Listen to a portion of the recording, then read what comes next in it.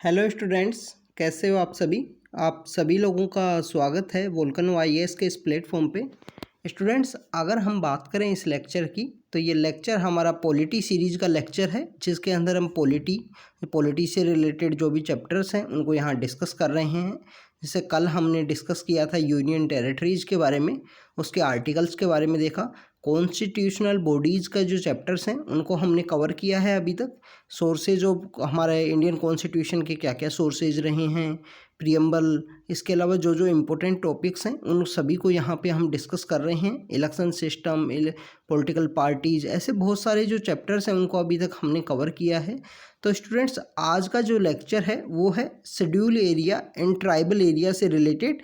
तो आज के इस लेक्चर के अंदर हम शेड्यूल एरियाज़ को कवर करेंगे। इस लेक्चर के अंदर शेड्यूल एरियाज़ के बारे में जानेंगे कि कहाँ कहाँ होते हैं ये शेड्यूल एरियाज़, कौन कौन से स्टेट्स में इनका रिकॉग्नाइज किया गया है, कौन कौन से स्टेट में इनका एग्जिस्टेंस है शेड्यूल एरियाज़ का। तो उन सब के बारे में यहाँ पे इस लेक्चर के अंदर हम जानेंगे। तो स्टूडेंट्स, स्टार्ट करते हैं। सबसे पहले आपको पता होना चाहिए कि कोई ट्राइबल एरिया है या कोई शेड्यूल एरिया है, स्टूडेंट्स, इनको ये स्पेशल प्रोटेक्शन क्यों दिया गया है, ये स्पेशल प्रिविलेज क्यों दिया गया है। बिकॉज आपको भी पता है कि जो ट्राइबल एरियाज़ हैं, जो शेड्यूल एरियाज़ हैं, वो लिटिल बिट बैकवर्ड्स हैं, लिटिल बिट वहाँ पे जो प्रोग्रेस है, जो डेवलपमेंट की जो ज़रूरत है, जिस तरीके की जो पॉलिसी मेकिंग की ज़रूरत है, वो उनके अकॉर्डिंग ज़रूरत है। स्टूडेंट्स, ऐसा नहीं है कि सबके लिए वन पॉलिसी फॉर ऑल वाला जो कॉन्सेप्ट है वो यहाँ पे अप्लाई नहीं हो सकता। उनके बेसिकली डेवलपमेंट के लिए वहाँ पे स्पेशल ट्रीटमेंट की ज़रूरत है, जिससे वो लोग भी मेन स्ट्रीम में आ सकें और अपना प्रॉपर डेवलपमेंट, जो कंट्री का जो डेवलपमेंट है उसकी एक हिस्सेदारी बन सकें। तो स्टूडेंट्स, यहाँ पे अगर हम बात करें हमारे कॉन्स्टिट्यूशन के अंदर में, हमारा जो संविधान है उसके अंदर में आर्टिकल 244 है, जो पार्ट 10th का है कॉन्स्टिट्यूशन के अंदर। उसके अंदर एक स्पेशल सिस्टम ऑफ एडमिनिस्ट्रेशन है, उसको बेसिकली यहाँ पे प्रोवाइड किया गया है, एनविसेज किया गया है स्पेशल सिस्टम ऑफ एडमिनिस्ट्रेशन, जो शेड्यूल एरिया और ट्राइबल एरिया से रिलेटेड है। तो स्टूडेंट्स, सबसे इम्पोर्टेंट बात ये है, आपको आर्टिकल के बारे में पता होना चाहिए। आर्टिकल 244 है वो काफ़ी ज़्यादा इम्पोर्टेंट है। आर्टिकल 244 काफ़ी ज़्यादा न्यूज़ के अंदर भी रहता है, आपको इसके बारे में पता होना चाहिए। अगर हम बात करें स्टूडेंट्स, तो फिफ्थ शेड्यूल है, fifth schedule and the six schedule, जिनके अंदर जो शेड्यूल एरियाज़ हैं एंड ट्राइबल एरियाज़ हैं उनको यहाँ पे कवर किया गया है। अगर हम पाँचवें शेड्यूल की बात करें, फिफ्थ शेड्यूल जो है कॉन्स्टिट्यूशन का, वो डील करता है administration and control of schedule areas and schedule tribe in any states except the 4 states, ये बताए गए हैं, आसाम, मेघालय, त्रिपुरा और मिजोरम। आसाम, मेघालय, त्रिपुरा और मिजोरम को क्यों नहीं अकाउंट किया गया? क्योंकि इनके लिए यहाँ पे स्पेशल ट्रीटमेंट है शेड्यूल 6 के अंदर में। जो शेड्यूल 6 है वहाँ पे इनके बारे में अच्छे से यहाँ इनके स्पेशल प्रोविजंस हैं।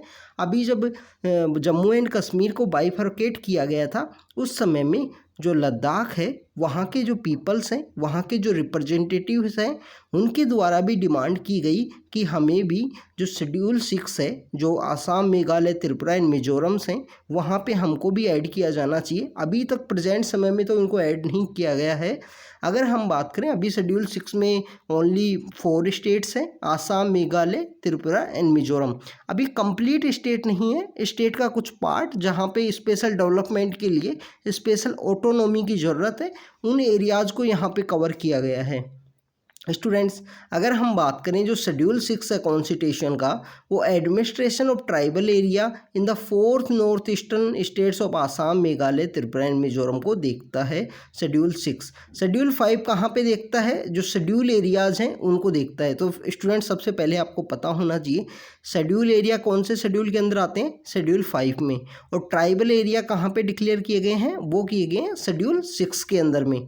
तो स्टूडेंट्स, यहाँ पे हम देखें कि हमने देखा कि शेड्यूल 6 है उसके अंदर में 4 स्टेट हैं।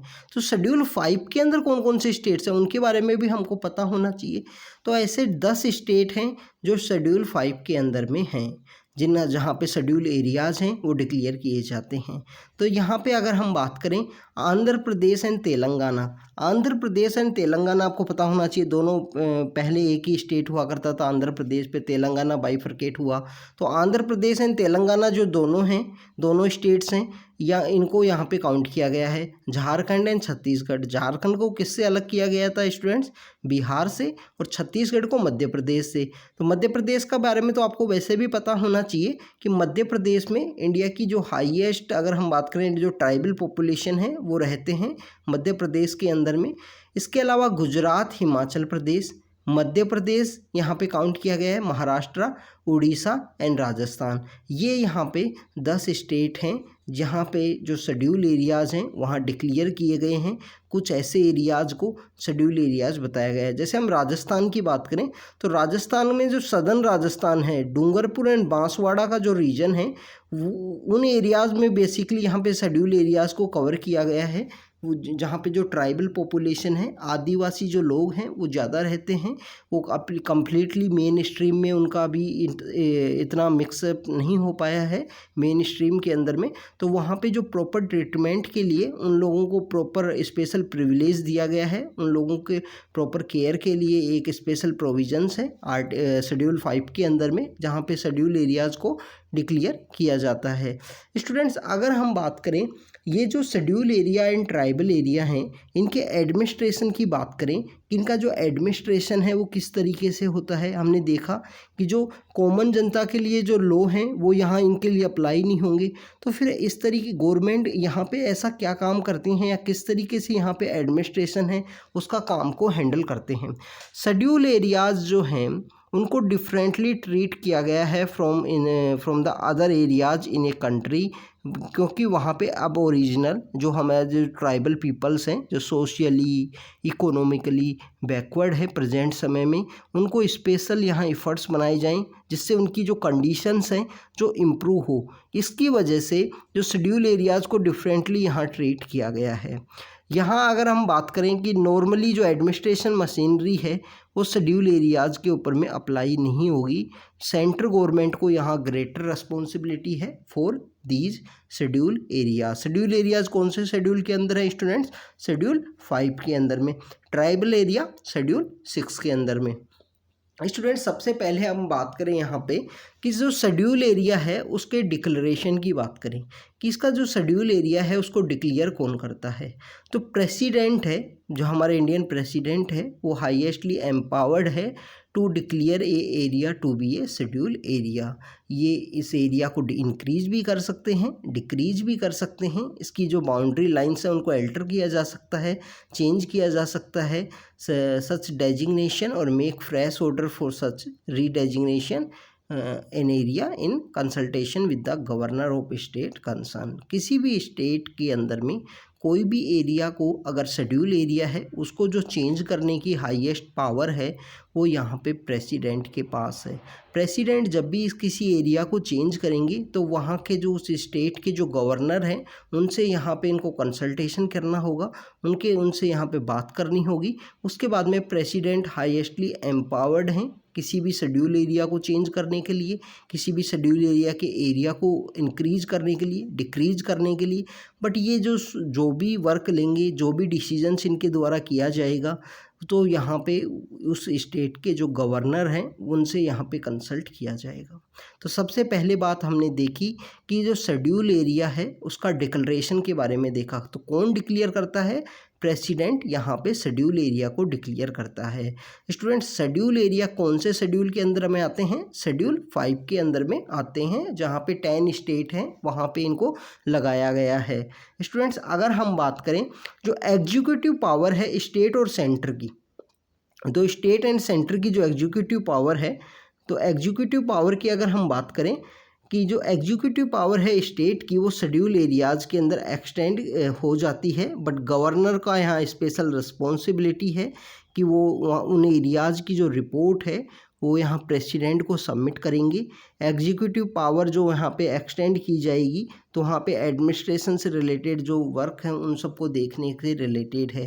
तो यहाँ पे जो कंसेंट ऑफ गवर्नर इम्पोर्टेंट है। कोई भी स्टेट की जो एग्जीक्यूटिव पावर है वो इन एरियाज़ में एक्सटेंड कर दी जाती है, बट गवर्नर का यहाँ स्पेशल रिस्पॉन्सिबिलिटी होता है इस एरिया से रिलेटेड। तो वो यहाँ एरिया की जो रिपोर्ट है वो प्रेसिडेंट को सबमिट करेंगे कि जो पावर है वो एक्सटेंड की गई, उसका क्या डिफरेंस आए, किस एरियाज़ में किस तरीके से वर्क हुआ, उन सब के बारे में।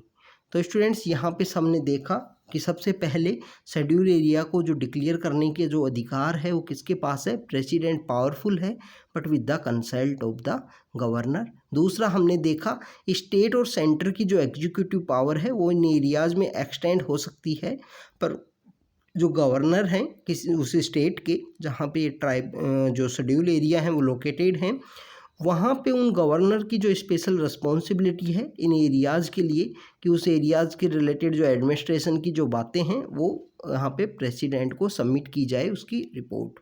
अब स्टूडेंट्स वहाँ पे लोकली जो लॉज हैं, जैसे आप देखिए कि जो फैमिली डिस्प्यूट्स हैं, जो अगर हम बात करें कि कम्युनिटी की कुछ प्रॉब्लम्स हैं, तो उनके लिए वहाँ पे एक स्पेशल काउंसिल बनाई गई है जिसको बोलते हैं ट्राइब्स एडवाइजरी काउंसिल।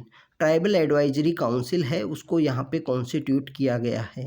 हर स्टेट जहाँ पे शेड्यूल एरिया है उसको ट्राइब्स की एडवाइजरी काउंसिल कॉन्स्टिट्यूट करनी होगी, जो उन ट्राइब्स के लिए शेड्यूल ट्राइब्स जो जहाँ पे जिन एरियाज़ को शेड्यूल एरिया डिक्लेयर किया गया है वहाँ पे जो शेड्यूल ट्राइब्स हैं उनके वेलफेयर के लिए, उनके एडवांस के लिए प्रॉपर वे में वर्क किया जा सके, कुछ ऐसी पॉलिसी बना सकें, कुछ ऐसे कानून लाई जा सकें जिनसे उनका अपलिफ्टमेंट हो, उनका डेवलपमेंट हो। इसी अगर हम ट्राइब्स एडवाइजरी काउंसिल की अगर हम बात करें स्टूडेंट्स, जो ट्राइब्स एडवाइजरी काउंसिल हैं उसकी अगर हम बात करें तो यहाँ पे 20 मेंबर होते हैं, जिसमें 3/4 जो होते हैं वो स्टेट लेजिस्लेचर के रिप्रेजेंटेटिव होते हैं। एक similar council can also be establish in A state having scheduled tribes but not schedule area if the president is so direct. अगर कुछ ऐसे एरिया हैं जहाँ पे शेड्यूल एरिया तो नहीं है बट शेड्यूल ट्राइब हैं उस स्टेट के अंदर में, तो वहाँ पे भी ये ऐसी सिमिलर काउंसिल जो ट्राइब्स एडवाइजरी काउंसिल है वो कॉन्स्टिट्यूट की जाएगी। तो कितने मेंबर्स की होगी ट्राइबल एडवाइजरी काउंसिल? 20 मेंबर की, जिसमें 3/4 जो लेजिस्लेटिव असेंबली है उसके यहाँ रिप्रेजेंटेटिव होंगे, शेड्यूल ट्राइब्स के जो लोग हैं वो यहाँ पे रिप्रेजेंटेटिव होंगे। तो स्टूडेंट्स हमने सबसे पहले देखा डिक्लेरेशन ऑफ शेड्यूल एरिया कौन डिक्लेयर करता है, प्रेसिडेंट हाईएस्ट पावरफुल है पर with the consult of the governor area को इंक्रीज कर सकता है, डिक्रीज कर सकता है। Executive power of state and centre extend की जा सकती है, गवर्नर के पास हाईएस्ट पावर है, गवर्नर इन एरियाज से रिलेटेड जो डेवलपमेंट हुआ है, किस तरीके से जो काम हुआ है उसकी जो रिपोर्ट है वो प्रेसिडेंट को सबमिट करेंगे, ये हमने देखा। इसके अलावा हमने देखा कि ट्राइब्स एडवाइजरी काउंसिल है 20 मेंबर की, 3/4 from the state legislative assembly में जो रिप्रेजेंटेटिव्स हैं वो होंगे। इसके अलावा एक सिमिलर काउंसिल उन स्टेट्स में भी बनाई जा सकती है जिन स्टेट्स में शेड्यूल एरिया नहीं है बट वहाँ पे जो शेड्यूल ट्राइब हैं, जो एसटी कम्युनिटी हैं, उनकी पॉपुलेशन सही है, तो उनकी वहाँ पे उनके अपलिफ्टमेंट के लिए, उन लोगों के लिए स्पेशल पॉलिसी के डेवलपमेंट के लिए ये काउंसिल डेवलप की जा सकती है प्रेसिडेंट के कंसल्ट के साथ में। अब हम बात करते हैं जो कानून हैं, बाहर के जो कानून हैं वो एप्लीकेबल होंगे या नहीं होंगे शेड्यूल एरियाज़ के लिए, तो उनके बारे में यहाँ पे हम बात करते हैं। तो गवर्नर जो गवर्नर हैं उनके पास एम्पावर्ड हैं, डायरेक्ट रिस्पॉन्सिबिलिटी है कि स्टेट के जो स्टेट लेजिस्लेचर के जो कानून हैं, जो पार्लियामेंट के जो लॉ हैं वो यहाँ पे अप्लाई होंगे या नहीं होंगे। अप्लाई होंगे तो किस तरीके से, कोई मॉडिफिकेशन के साथ, कोई चेंज के साथ में वहाँ अप्लाई होंगे। The governor is empowered to direct that any particular law of the parliament और state legislature does not apply to a schedule area और apply with specific modification and exception.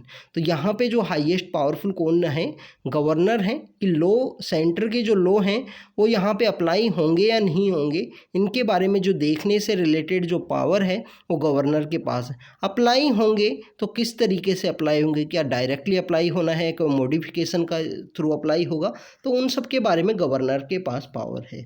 जैसे हम बात करें वुमेंस की जो एज है वो, अगर हम बात करें कि वुमेंस की जो मैरिज की एज है वो 21 है प्रेजेंटली।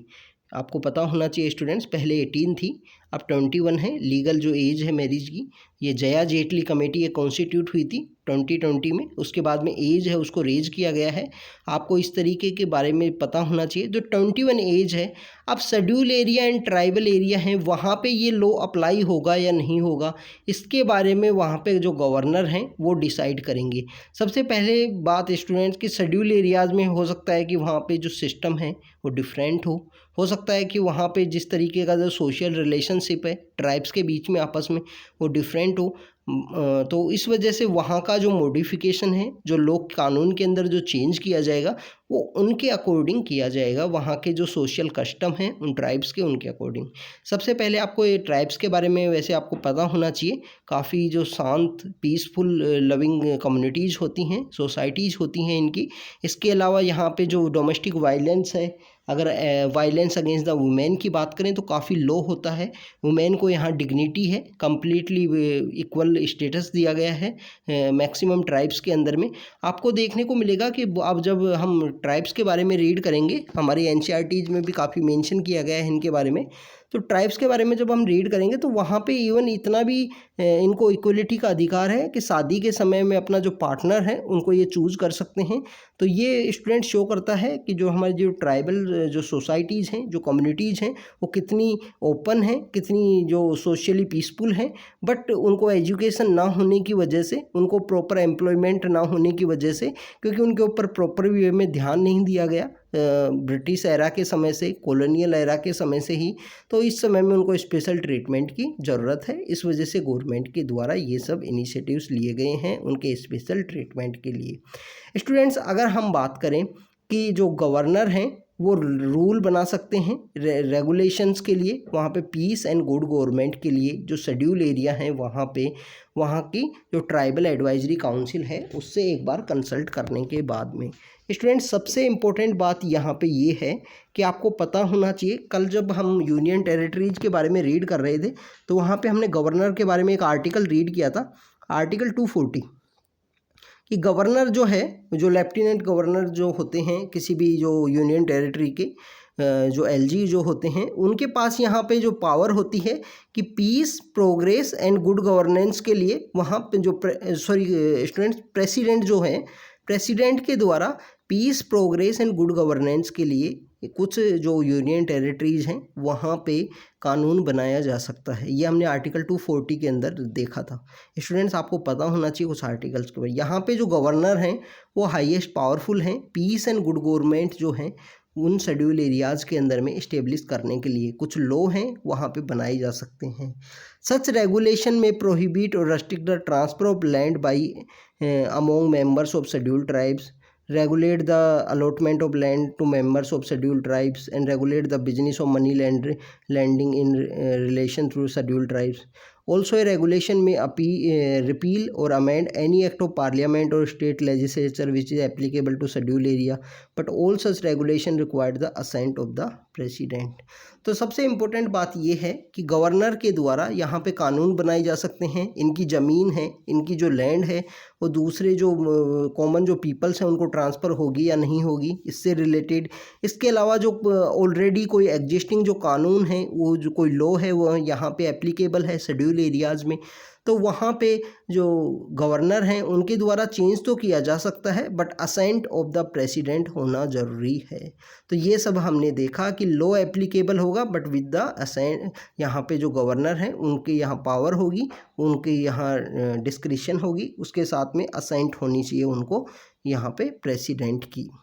इसके अलावा स्टूडेंट्स, अगर हम बात करें कि कॉन्स्टिट्यूशन ने रिक्वायर किया है कि प्रेसिडेंट को कि एक कमीशन कॉन्स्टिट्यूट किया जाना चाहिए समय समय पे। एक तो सबसे पहले बताया था कि आफ्टर द कमेंसमेंट, जो कॉन्स्टिट्यूशन का जो कमेंसमेंट हुआ है उसके 10 साल बाद में एक कमीशन है वो कॉन्स्टिट्यूट किया जाना चाहिए। इन लोगों की जो पोजीशन है, इन लोगों की जो सिचुएशन है उसके अंदर कुछ चेंज आया नहीं आया, उनको किस तरीके से डेवलपमेंट की ज़रूरत है, किस तरीके से गवर्नमेंट इनिशिएटिव्स की ज़रूरत है, तो उसके लिए एक स्पेशल कमीशंस है उसको कॉन्स्टिट्यूट किया जाना चाहिए।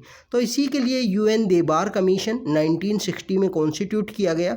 1961 के अंदर स्टूडेंट्स आपको पता होगा कि इस कमीशन की रिकमेंडेशंस आती हैं, रिपोर्ट आती हैं, उसके जो 40 साल बाद में, 4 डिकेड के बाद में, यहाँ पे 2002 में दिलीप सिंह भूरिया एक कमीशन है वो फिर से कॉन्स्टिट्यूट किया गया। इन जो ट्राइबल पीपल्स हैं इनकी जो सिचुएशन है उसको इम्प्रूवमेंट करने के लिए, उनके सोशियो इकोनॉमिक जो डाटाज हैं, जो इंडिकेटर्स हैं, उनकी सिचुएशन जानने के लिए और किस तरीके से कौन सी पॉलिसी है उसका यहाँ पे रिकमेंडेशन हो। स्टूडेंट्स, आपको पता होगा कि national commission for scheduled tribe भी है एक हमारे यहाँ पे कॉन्स्टिट्यूशन में, कॉन्स्टिट्यूशनल बॉडी है। पहले ओनली एकमात्र बॉडी हुआ करती थी national commission for scheduled caste and scheduled tribe. बाद में उसको सेपरेट जो शेड्यूल्ड ट्राइब्स हैं उनकी एक सेपरेट कॉन्स्टिट्यूशनल बॉडी बनाई गई, एक कॉन्स्टिट्यूशनल कमीशन बनाया गया जिनको वहाँ पे जो सेपरेट शेड्यूल्ड ट्राइब्स से रिलेटेड जो भी प्रॉब्लम्स हैं उनको वो देख सकते हैं। तो स्टूडेंट्स, ये सब हमने देखा, शेड्यूल एरियाज़ के बारे में हमने कम्प्लीटली यहाँ पे देखा है।